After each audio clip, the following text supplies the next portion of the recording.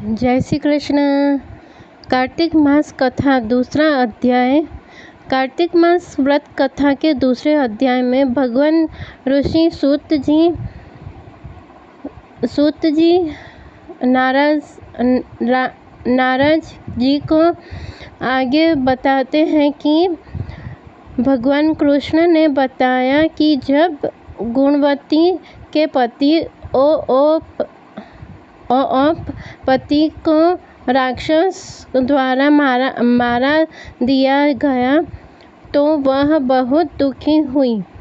यहाँ विस्तार में पढ़े कार्तिक व्रत कथा का दूसरा अध्याय।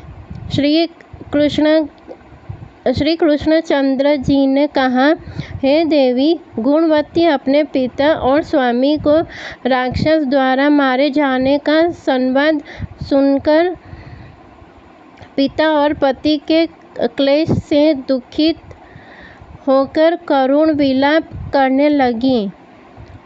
हाय नाथ, हाय पति, हमको त्याग कर तुम कहाँ चले गए? मैं अकेली कन्या हूँ। आप लोगों के बिना असहायनी मैं अब क्या करूँ? अब मेरे भोजन और वस्त्रादि की व्यवस्था कौन करेगा? घर में स्नेहपूर्वक पालन पोषण कौन करेगा? मैं कुछ भी नहीं कर सकती। मुझ विधवा की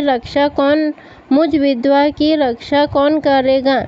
मैं मूर्खा कहाँ जाऊँ? कौन मेरे दुख को दूर करेगा? कहाँ रहूँ? क्या करूँ? हाय देव, मुझ पर ऐसा कोप हुआ, अब कैसे जीऊँ? मैं बड़ी ही पापिन हूँ।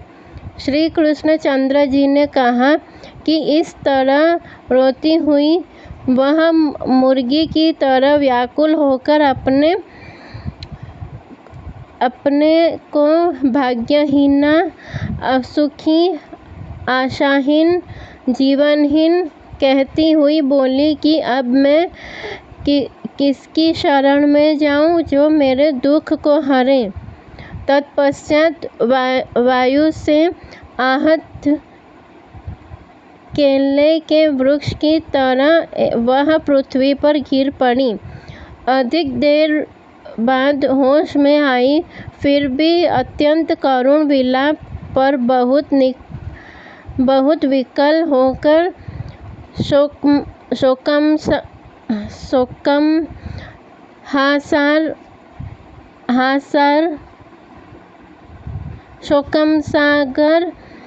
में डूब गई। अपने घर की सारी वस्तुएं बेचकर सावधानी के साथ उसने अपने पिता और पति की यथाशक्ति श्राद्धादिक क्रिया की। उसके पश्चात उसी पुरी में निवास करती हुई वह विष्णु भगवान की भक्ति में तत्पर होकर शुद्ध तथा शांत स्वभाव से अपनी इंद्रियों को अपने वश में करके वहीं रहने लगी। उसने जन्म से लेकर मरण तक एकादशी का व्रत तथा कार्तिक मास का विधिवत सेवन किया। हे प्रिय, ये दोनों एकादशी और कार्तिक व्रत हमें बड़े ही प्रिय हैं। भक्ति, मुक्ति, पुत्र तथा संपत्ति को देने वाले परम पवित्र हैं। जो मनुष्य तुला की संक्रांति रहते हुए कार्तिक मास में प्रातः काल में स्नान करते हैं, वे चाहे पापी ही हो तो भी वे पापों से मुक्त हो जाते हैं। जो मनुष्य कार्तिक स्नान, जागरण, दीप दान तथा तुलसी के वृक्ष की रक्षा करते हैं, वे साक्षात विष्णु भगवान के तुल्य हैं। जो भक्त कार्तिक मास में विष्णु भगवान के मंदिर की स्वच्छता तथा विष्णु भगवान का स्वस्ति वचन करते हैं, वे प्राणी तो जीवन मुक्त हैं। इस प्रकार जो जन कार्तिक मास में 3 दिन तक श्री विष्णु के मंदिर की स्वच्छता अथवा उनका पूजन करते हैं, देवतागण भी उनकी वंदना करते हैं। जिन्हें जन्म भर इस नियम का पालन किया है जिन्होंने जन्म भर इस नियम का पालन किया है उनका तो कहना ही क्या है। इस प्रकार वह गुणवती विद्वत दत्तचित्त होकर प्रतिवर्ष कार्तिक का व्रत और विष्णु भगवान की पूजा भक्ति पूर्वक करती रही।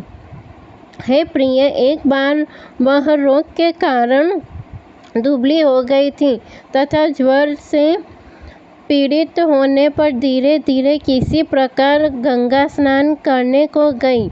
वह जल में स्नान करने के निमित्त उतरी और झाड़े से कांपने लगी और विकल हो गई।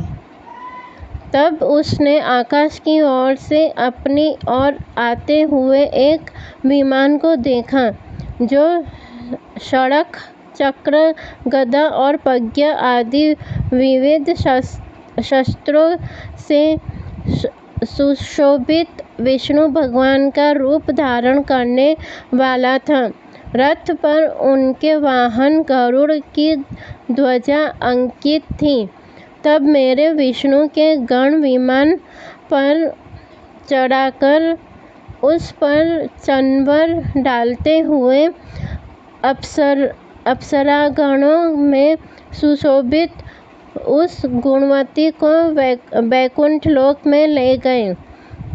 वह गुणवती प्रज्वलित अग्नि की शिखा की तरह उस विमान में बैठी हुई एकमात्र कार्तिक व्रत के प्रभाव से मेरे समीप आई। इसके अंतर जब ब्रह्मादिक देवताओं के प्रार्थना करने पर मैं इस मानवलोक में आया, तब मेरे गण भी मेरे साथ आए। हे भामिनी, ये समस्त यादव मेरे ही गण हैं। देव शर्मा नामक विप्र जो पूर्व जन्म में तुम्हारा पिता था, वही इस जन्म में सत्राजित होकर यहाँ है। जो पूर्व जन्म में तुम्हारे पिता चंद्र शर्मा थे, वही अक्रूर हुए। और हे भामिनी, तू ही वह गुणवती है। कार्तिक व्रत के पुण्य से ही तू मुझे अति प्यारी है। हे शुभे, पूर्व जन्म में मेरे मंदिर के द्वार पर तुमने तुलसी का बगीचा लगाया था। उसी पुण्य के प्रभाव से तुम्हारे घर में यह कल्प वृक्ष सुशोभित हो रहा है। पूर्व जन्म में तो तुमने कार्तिक मास में दीपदान किया था।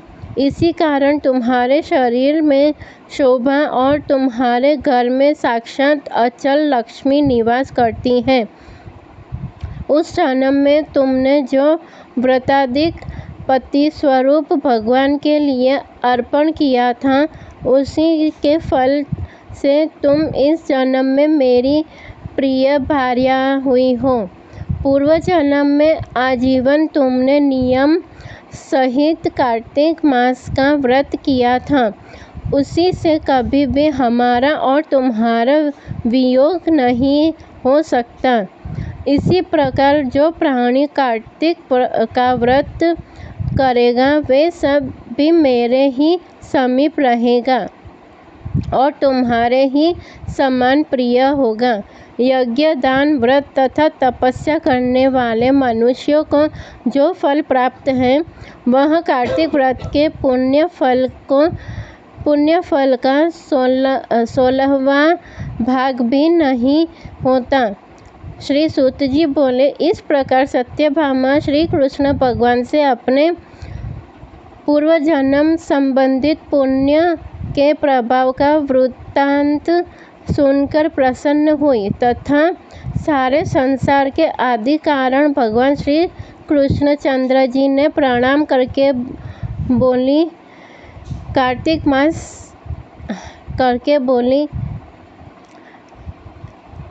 जय श्री कृष्ण दोस्तों। अगर आपको मेरा ये ऑडियो पसंद आया हो तो प्लीज़ लाइक कीजिए, शेयर कीजिए और सब्सक्राइब कीजिए। धन्यवाद।